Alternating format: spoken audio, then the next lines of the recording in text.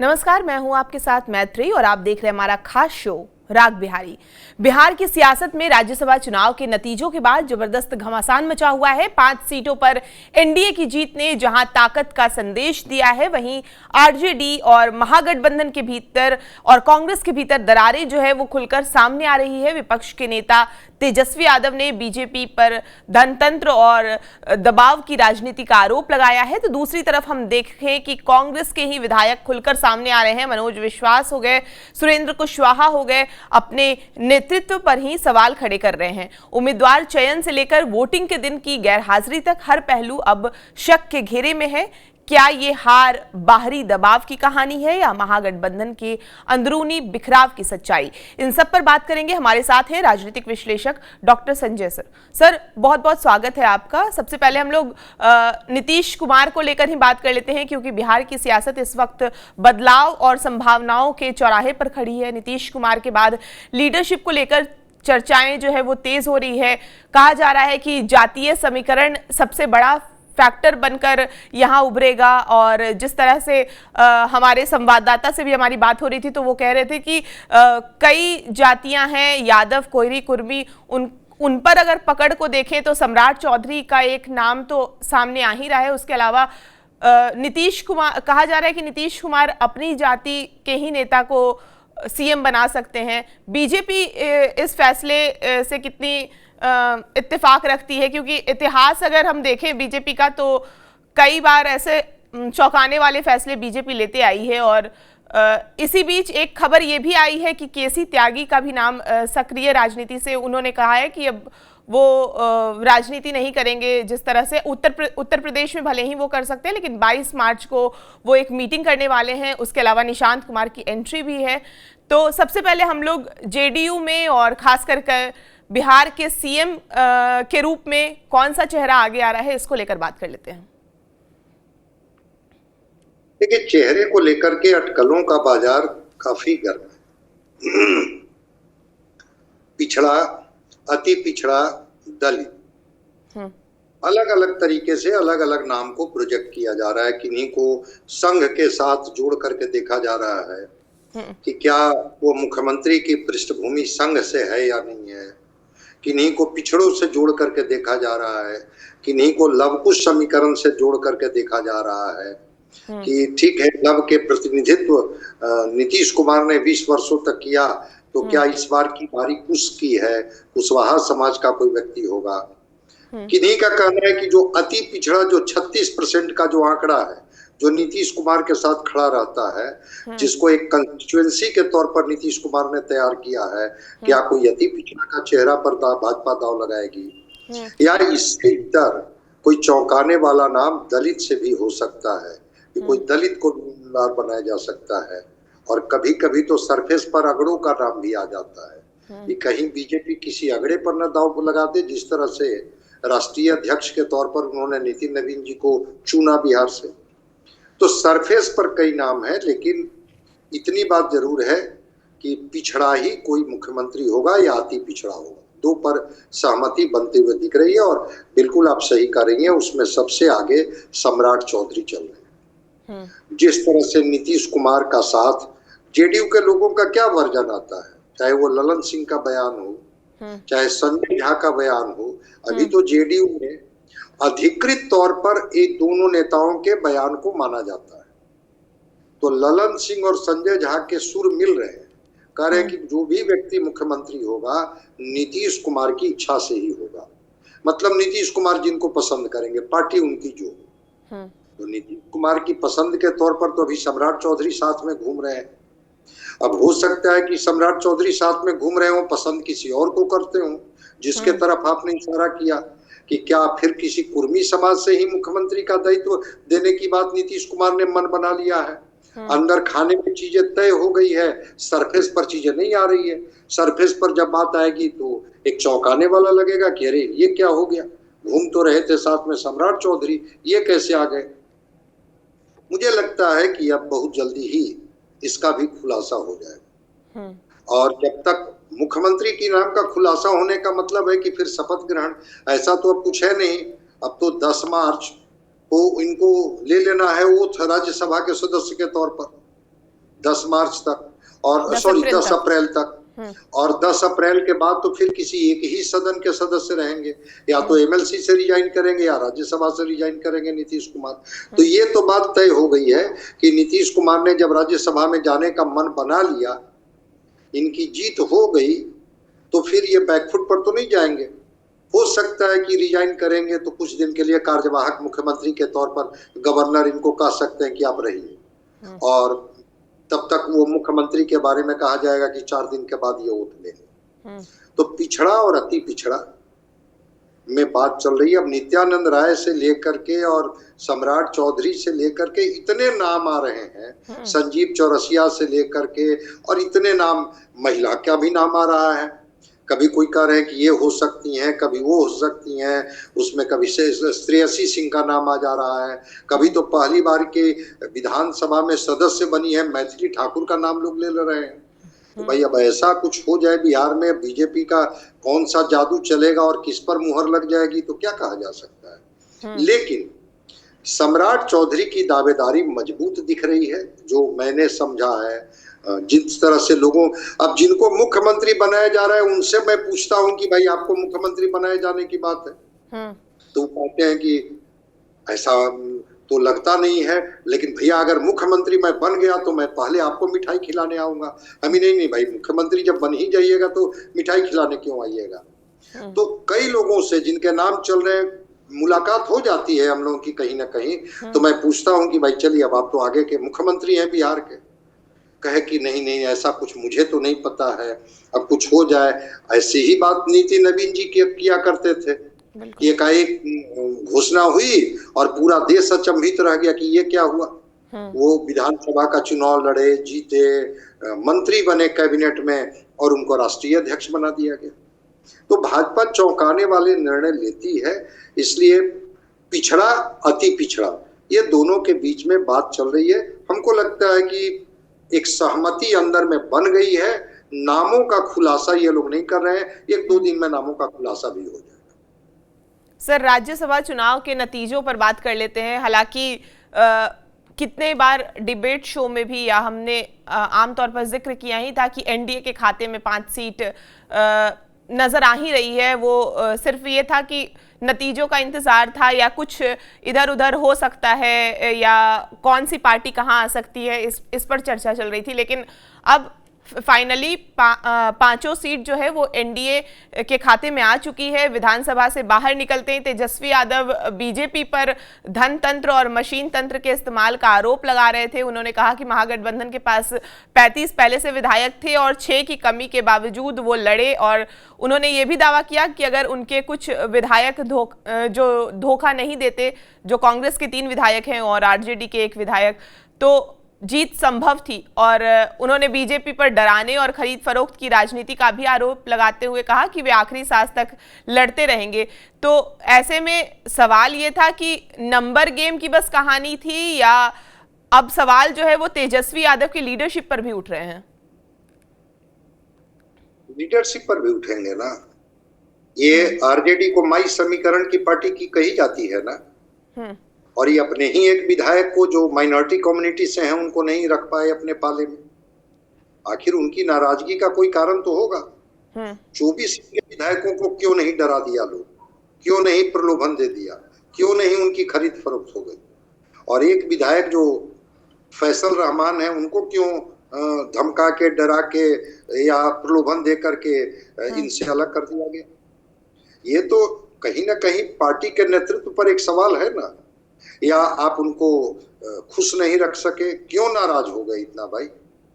तो आरजेडी जो बीजेपी का चाल चरित्र चेहरा बता रही है, पहले अपनी पार्टी को तो देख ले कि हम अपने उस माई समीकरण के विधायकों को भी हम एकजुट नहीं रख पाए, तो एक सवाल तो है। दूसरी तरफ कांग्रेस के जो 3 विधायक हैं, जो वाल्मीकि नगर से सुरेंद्र कुशवाहा और मनोज विश्वास, मनोहर सिंह मनिहारी से, फारबिसगंज से, ये तो पहले ही से बगावती सुर में। अब की थी हमारे साथ सुर, दही चूड़ा का भोज कांग्रेस का हुआ था सदाकत आश्रम में, ये तीनों वहां दिखे थे क्या? आज तक कांग्रेस अपना विधायक दल का नेता चुन पाया है क्या?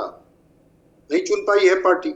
इनके जो प्रभारी थे, कल चुनाव थे बिहार में, अल्लाह बरू भाई, आपके विधायक को कोई तब न खरीद रहा है जब वो बिकने के लिए तैयार हैं। अगर आपके विधायक बिकने के लिए तैयार नहीं होते तो कोई कैसे खरीद लेता?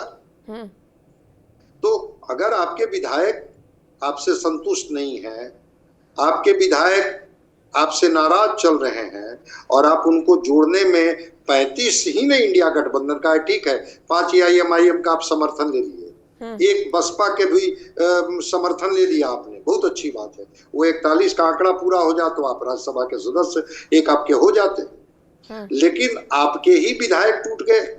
कांग्रेस जो आपके गठबंधन का मजबूत साथी है, उनके 3 विधायक अनुपस्थित हो गए, एक विधायक आपके अनुपस्थित हो गए, तो 4 का आंकड़ा तो ही ये हो गया। तो दूसरे पर आरोप लगाने से ज्यादा जरूरी है मंथन करना, विचार करना और अपनी पार्टी और अपने गठबंधन के साथियों को इंटैक्ट कैसे रखे, इस पर काम करना। बीजेपी तो करेगी वो काम, प्रलोभन देगी, डराएगी, धमकाएगी, खरीदेगी। बीजेपी क्यों नहीं करेगी भाई? साम दाम दंड भेद भय, ये किसके लिए बना है? वो भय भी दिखाएगी, वो दंडित करने की बात भी करेगी, वो दाम भी बताएगी कि हाँ कीमत आप ले लीजिए इसके बदले में सब। लेकिन आप क्या कर रहे हैं? अंतिम दम तक किसके दम पर लड़िएगा? इन्हीं विधायकों के दम पर ना। और ये विधायक अभी नाराज चल रहे हैं। जब इनको आप इंटैक्ट नहीं कर पा रहे हैं तो बीजेपी क्या क्या कर रही है उनका गुना गणित बता के क्या कीजिएगा? उनसे अपेक्षा आप क्यों कर रहे हैं कि बहुत ही वो एकदम चरित्रवान पार्टी है, मूल्य और सिद्धांत पर राजनीति करने वाली पार्टी है? सत्ता में सिद्धांत नहीं होता है। सत्ता जहां लेनी होती है वहां सिद्धांतों की बलि चढ़ा दी जाती है। ये तेजस्वी जितनी आदर्शवादी बात कर रहे हैं, राजद पूरा सिद्धांत पर काम करती है कि वही समाजवादी विचारधारा, मूल्य और सिद्धांत, वहां सब इनका सिद्धांत काम करता है, कुछ नहीं है। मैं मानता हूं कि इनके विधायक नाराज थे, असंतुष्ट थे, और एक विधायक तो शायद आ गए थे कल, चनपटिया के विधायक। हाँ। वो रंजन जी ने तो बजाते तेजस्वी यादव के प्रति नाराजगी जाहिर कर दी थी पब्लिक डोमेन में, उनका बजाते बयान है, ठीक है, उनको मनाने में समझाने में ले आए, वो आ गए थे होटल में, लेकिन बाकी चारों को आप समझाने में कामयाब नहीं हुए। आप इनकी नाराजगी को नहीं दूर कर पाए, तो इस नाराजगी नहीं दूर कर पाए तो दृश्य आपके सामने है कि 37 वोट ला करके भी सिंह हार गए चुनाव, और प्रथम वरीयता का 30 वोट ला करके CVS राम भी दूसरी वरीयता के वोट से चुनाव जीते। बिल्कुल। तो तेजस्वी जी को इस पर मंथन करना चाहिए और पार्टी में इस पर विचार करनी चाहिए कि आखिर हमारे ही लोग हमसे नाराज क्यों हो जाते हैं। दूसरे लोगों को तो साथ में ले आते हैं, लेकिन अपने ही लोगों को हम साथ में क्यों नहीं रख पाते हैं? ये तेजस्वी जी के लिए विचारणीय है। वो भाजपा क्या कर रही है? भाजपा तो जितना भी तरह की बात मैं बताया वो सब प्रयोग करेगी ही ना। उनको तो जीतना है, तो जीतने के लिए आप क्यों सोच रहे हैं कि वो बहुत सिद्धांत पर डटी रहेगी और अड़ी रहेगी? वो सारे सिद्धांतों की बलि चढ़ा करके आज जीत को प्राथमिकता भाजपा देगी। इसलिए जनता भी समझती है, आप भी समझते हैं। आप अपने किले को न मजबूत कीजिए, वो क्या क्या कर रहे हैं उनके तरफ क्यों आप झांक रहे हैं?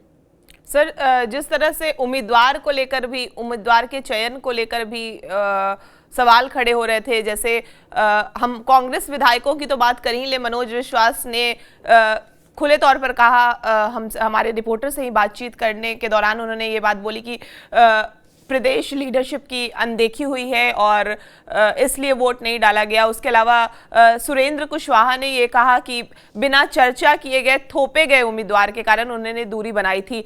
इसके अलावा कांग्रेस का तो अलग एक हो गया, आरजेडी के उम्मीदवार, आरजेडी के ही कैंडिडेट हैं AD सिंह, लेकिन आरजेडी के ही विधायक, कहा जा रहा है कि फैजल अली से उनकी थोड़ी दूरी है, एक विधायक हैं और उनकी करीब, मतलब फैजल अली AD सिंह के करीब हैं, इस वजह से भी उन्हें पसंद नहीं थे AD सिंह, जिसके कारण उन्होंने दूरी बनाई और कहा कि माँ की तबीयत खराब है, इस वजह से वो नहीं आ पाए और उनको जाना पड़ा। नहीं, ठीक है, वो फैजल अली की बात आप सही कह रही हैं कि वो शिवहर से चुनाव भी लड़े थे और ये दोनों में अच्छे संबंध नहीं है। उम्मीदवार आरजेडी ने बनाया था कि उम्मीदवार एडी सिंह खुद बन गए थे? जब पार्टी उम्मीदवार बना देती है तो फिर ये दुनिया खत्म हो जाती है। वो किनसे आपकी दुश्मनी है और वो आपके जो जिनसे आपके अच्छे संबंध नहीं है वो उनके करीब हैं, ये बहुत जीत और हार में इसके बहुत मायने नहीं रखते। ये जो आज वो आकर के मीडिया में लोग बयान दे रहे हैं, तेजस्वी जी को भी तो ये बात बताए होंगे। और पार्टी उम्मीदवार अगर पूछ करके एक विधायकों से बनाने लगे तो हर विधायक को किसी से नाराजगी हो सकती है कि हाँ इनको उम्मीदवार बना रहे हैं, लेकिन जिनको मैं पसंद नहीं करता हूं ये उनके करीबी है, तब कोई उम्मीदवार बन पाएगा क्या? जब पार्टी ने एक बार उम्मीदवार बना दिया, अधिकृत पार्टी के उम्मीदवार हो गए, तो फिर तो आपको उनके साथ खड़ा रहना चाहिए। ये फैजल रहमान को टिकट किसने दिया था? आरजेडी ने। ढाका से ये चुनाव किसकी ताकत पर जीते? आरजेडी के वोट से। और आरजेडी के लीडर तेजस्वी यादव और लालू प्रसाद कह रहे हैं कि एडी सिंह हमारे उम्मीदवार हैं, एडी सिंह को आप वोट दीजिए, तो उसमें सब तलाश रहे हैं कारण कि चूंकि वो फैजल अली से उनकी अच्छी पटती थी, इस वजह से हमने वोट नहीं किया। ये सब कुतर्क है, तर्क नहीं है, मैं इससे सहमत नहीं हूं। क्या उनकी नाराजगी थी जिसको तेजस्वी जी दूर नहीं कर पाए और इसकी वजह से उन्होंने अपने को किनारे कर लिया, ये तो वो बेहतर तेजस्वी जी बेहतर समझेंगे। रह गई बात ये जो कांग्रेस के विधायक जो आज बता रहे हैं, ये विधायक दल का नेता क्यों नहीं चुन लिए? वहां पर तो इनसे सहमति असहमति की बात नहीं थी। अरे चुनना विधायक दल का नेता इन्हीं 6 विधायकों को न चुनना है, ये आपस में क्यों नहीं सहमत हो गए? ये एक जगह 6 कभी बैठे क्यों नहीं? और ये भागे भागे क्यों चल रहे हैं? क्या पार्टी फोरम पर कभी अपनी नाराजगी जाहिर की कि जो ये उम्मीदवार का चयन हुआ है उसमें हमसे राय नहीं मांगी गई है? 3 दिन पहले तक तो ये बात कर रहे थे, बैठक कर रहे थे और कस्में खा रहे थे, और फिर नॉट रीचेबल कैसे कल से परसों से होने लगे? राजनीति में एक जिसको कहते हैं, शब्द बहुत अच्छे नहीं है लेकिन डील शब्द होता है, तो पहले लोग डील कर लेते हैं। मंत्री पद मिलेगा, कौन सी जिम्मेवारी मिलेगी, हमारा क्या होगा, हम अगर इस पार्टी से निकाले जाएंगे तो हमारा भविष्य कहाँ सुरक्षित होगा? ये वाल्मीकि नगर वाले सुरेंद्र कुशवाहा किनके शिष्य हैं? उपेंद्र कुशवाहा के। ठीक है, वो चुनाव जहां से जिस पार्टी से भी लड़े, कांग्रेस से, लेकिन उपेंद्र कुशवाहा के प्रति उनके मन में बड़ा सम्मान है। ये जो मनिहारी से जो मनोहर सिंह हैं, ये नीतीश कुमार के खास माने जाते हैं। कहा जाता है कि 15 में टिकट इनको कांग्रेस में नीतीश कुमार ने ही दिलवाई थी। अब किसकी निष्ठा किनके साथ है, इस बात को अगर आप लोग नहीं समझ रहे हैं तो ये लोग मत समझें। लेकिन ये तीनों विधायकों की निष्ठा बहुत पहले से, अशोक चौधरी बहुत पहले से इनको दिल्ली में घुमा रहे थे, ये 4 विधायकों को, और अलग अलग बैठकें हो रही थी और तरह तरह की बात की जा रही थी। ये कहा जाता है जो चनपटिया से विधायक हैं कि वो चूंकि बीजेपी का सीट है, जेडीयू एश्योर नहीं कर पाई कि हाँ अगली बार आपको ही सीट वो मिलेगा, इस वजह से ये जो रंजन थे वो शाम में होटल में पहुंच गए। चलिए भाई, होटल का आनंद हम भी ले लेते हैं, और नहीं तो ये भी नाराज ही चल रहे थे, तो बयान ही दे रहे थे। इसलिए देखिए, कहीं पर निगाहें कहीं पर निशाना होता है राजनीति में। कहीं ना कहीं से एनडीए के साथ इनकी कुछ वैसी बातें हो गई हैं जहां पर ये कंफर्टेबल है कि पार्टी अगर कोई कार्रवाई करती है, अनुशासनिक कार्रवाई करती है, कोई निर्णय लेती है, तो हमारे लिए एनडीए में स्पेस बचा हुआ है और बना हुआ है, इधर नहीं तो उधर। तभी इस तरह की चीजें होती हैं कि वो पार्टी को वोट करनी है और हम पार्टी के विधायक हैं, हमारी पार्टी गठबंधन का मजबूत साथी है और हम अनुपस्थित हो गए। ऐसा लगता है कि सामान्य स्थिति में होता है, तो अगर सामान्य स्थिति में नहीं होता है तो ये सब स्केपिंग पॉइंट है जो पब्लिक डोमेन में तो कुछ तो बोलना होगा। अब प्रेस के लोग पूछेंगे कि भाई कल क्यों अनुपस्थित हो गए, तो क्या कहेंगे कि भाई हम इस कारण से अनुपस्थित हो गए हैं कि अब अगली सरकार में हम मंत्री बनने जा रहे हैं, ऐसा तो बोलेंगे नहीं। या हमको कोई बड़ा दायित्व दिया जाएगा, ऐसा तो कुछ कहेंगे नहीं। कहेंगे कि भाई बताइए, कैंडिडेट नेतृत्व में बना दिया, हमसे पूछा गया नहीं, हम नाराज थे, हमारी नाराजगी दूर नहीं की गई। लेकिन कहीं ना कहीं एनडीए गठबंधन के साथ इन 4 विधायकों की एक मजबूत बैठक हुई है और मैंने तो कह दिया कि अशोक चौधरी इनको दिल्ली में घुमा रहे थे, किनके यहाँ घुमा रहे थे, कहाँ पर इनकी बैठक चल रही थी।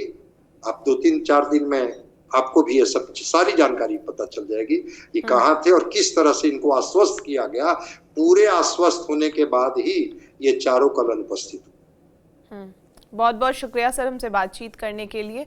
खैर, महागठबंधन की अंदरूनी बिखराव और जितने भी दल के नेता हैं, आरजेडी, कांग्रेस, सब दल के नेता में जिस तरह से कलह जारी है, आगे और भी चर्चाएं होती रहेंगी। हम आप तक सारे अपडेट्स पहुंचाते रहेंगे और इन विषयों पर आपकी जो भी राय है हमें कमेंट करके ज़रूर बताएं। और बिहार की तमाम खबरों के लिए आप हमारे साथ बने रहें और देखते रहें TV9 बिहार झारखंड।